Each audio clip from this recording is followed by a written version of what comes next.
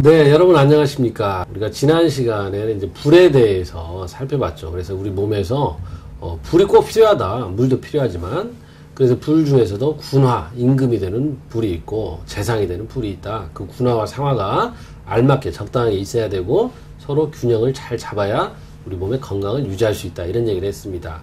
그럼 오늘은 물에 대해서 한번 말씀을 나눠보죠. 우리가 흔히 뭐라고 합니까? 뭐 한의학이든 서양의학이든 흔히 하는 얘기가 물을 많이 드십시오. 평소에도. 특히나 이제 감기에 걸렸을 때도 물을 많이 드시고 푹 휴식을 취하십시오. 이런 얘기를 합니다. 이 물은 굉장히 중요하죠. 뭐 우리가 신체에 물이 차지하는 비율이 뭐 작게는 60%, 많게는 85%까지 얘기를 합니다. 그만큼 우리 몸에서 물이 중요한데, 그렇다면 이 물을 마시기만 하면 다 우리 몸속에 들어오는 것이냐, 이것을 우리가 살펴볼 필요가 있습니다. 흔히 우리가 이제 운동을 해서 땀을 많이 냅니다.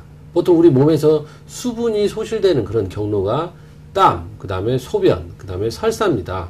그러면 우리가 땀, 소변, 설사가 있고 난 뒤에 물을 많이 마시는데, 그 물을 어떤 형태로 섭취를 하느냐. 어떤 사람은 운동을 하고 나서 얼음을 타서 녹차를 마십니다.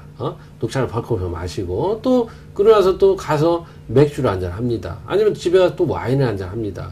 과연 그러면 그만 예로 들었던 녹차나 아니면 와인이나 이런 것들이 물을 보충한 것이 맞느냐라고 했을 때는, 우리 몸에서 이뇨작용이 굉장히 심한 이런 물질들이죠. 금방 말씀드린 게. 근데 평소에 몸이 찬 사람들은 그것을 먹어봤자 입속에서 그냥 통과만 한다라는 거예요. 여러분들이 한번 몸이 찬 사람들이 물을 마시기도 힘들 뿐더러 물을 한번 드셔보십시오. 드시고 나서 소변량을 체크해 보세요. 그러면 마신 대로 도로 다 넣으면 무슨 소용이 있습니까? 중요한 것은 우리가 물을 먹는 이유는 그 물이 우리 몸에 머물러 있도록 하는 것이죠. 그러면 그 물이 우리 몸에 머물러 있도록 하는 가장 큰 요인은 무엇이냐? 첫 번째는 염분입니다. 그래서 우리가 요즘에 뭐 소금이 거의 천덕꾸러기 대접을 받는데, 소금은 반드시 필요합니다.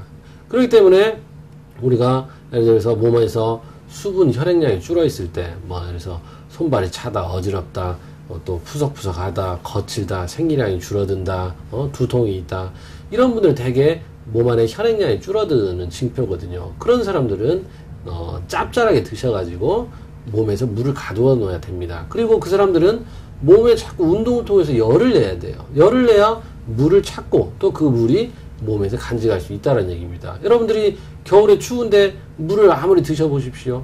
그럼 바로바로 그냥 화장실에 가고 괜히 신장 방광만 할 일이 많아집니다.